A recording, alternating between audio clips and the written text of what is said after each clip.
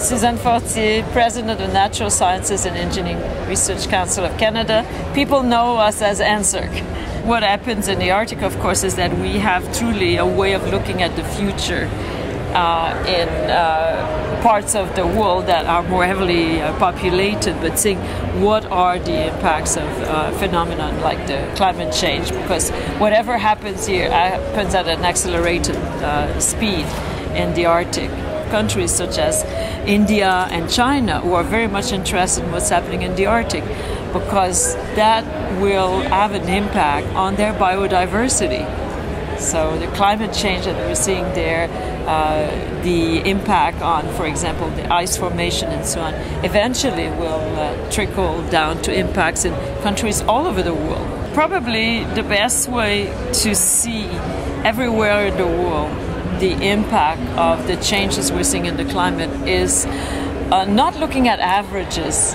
Often averages don't tell us much, because if you look at the average temperature, for example, it's rising at a fairly small pace.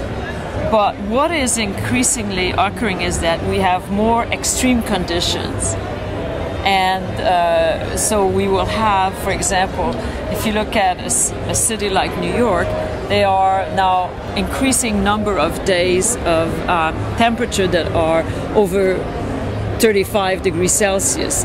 And similarly, we can see that there are more incidents of extreme weather pattern that leads to floods or leads to very dry spells and the consequence of fires in those locations. So it is not so much the average that is informative, but rather those extreme events that tell us, and the frequency of those extreme events that tell us about what's happening in terms of our climate change. 50% of the land in Canada is in the permafrost. That means it's part of the land where the temperature never goes above zero, so it's always frozen. The mass of land that is in the permafrost is decreasing every year, and that has huge impact on biodiversity for sure, but also on the stability of many of the structures that we've built there, whether they're airports, whether they're roads, and so on, because they're sitting on a mass of land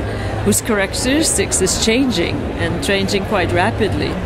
And so it is extremely important for us to look at the permafrost and the transition is going to, and address those issues that are of having the kind of infrastructure that we need in those regions. There are people living there. Of course, also we have an incredible wealth of natural resources in this part of our country. And again, it is important for us to look at opportunities that we may have in exploring those wealth and looking at issues of very important social issues, the health of the population living in these areas and the impact of these changes on their health.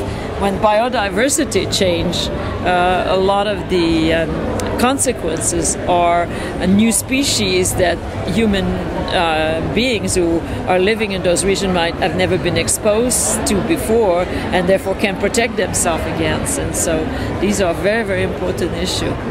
But it is also, and I think to me that's what is exciting, is that we're looking at frontier research, both scientifically and geographically. I think that's pretty exciting.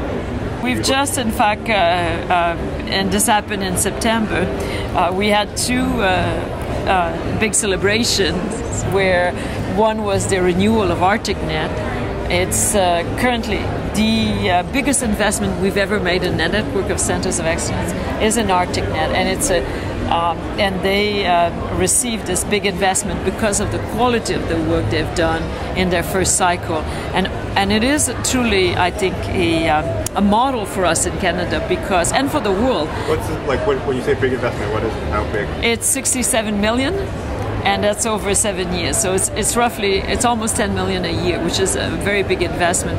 And what's I think is fantastic about the investments is that the ArcticNet group of researchers bring together a wealth of expertise from all areas. So it's truly bringing the strength of the natural sciences and engineering, but also the social sciences and humanities, also the health scientists, and great infrastructure from the CFI. So it's a real example of the kind of things we can do when we all work together.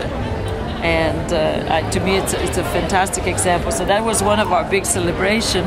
And the other one was a new investment we've just made, and it is in the permafrost and transition.